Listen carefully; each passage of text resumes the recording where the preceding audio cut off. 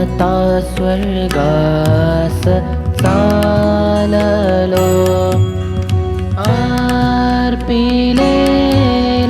कोकरा अत्यंत प्रिय कोकरा.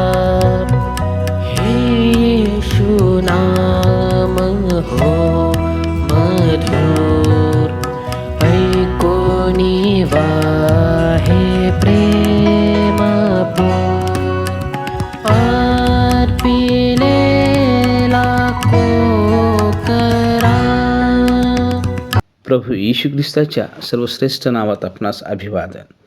पवित्र शास्त्र बायबलमधून मार्क शुभवर्तमान अध्याय 2 व वचन 9 मध्ये असे लिहिले आहे, तुझ्या पापांची क्षमा झाली आहे. असे पक्षघाती माणसाला म्हणणे सोपे, किंवा उठ आपली बाज उचलून चालू लाग असे म्हणणे सोपे.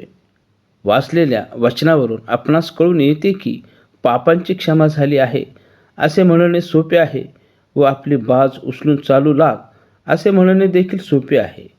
प्रभू येशू ख्रिस्त पक्षघाती माणसाला तुझ्या पापांची क्षमा झाली आहे यासाठी म्हणाला की सर्वांना समजावे की त्याला पृथ्वीवर पाप क्षमा करण्याचा अधिकार आहे. का त्याला पाप क्षमा करण्याचा अधिकार आहे? कारण तो देव असताना मानव होऊन या जगात देवाच्या इच्छेप्रमाणे आला व सर्व जगाचे पाप स्वतःवर घेऊन पापी मानवाचे मरण त्याने सहन केले. मरण सहन करून त्याने मरणावर विजय मिळवला.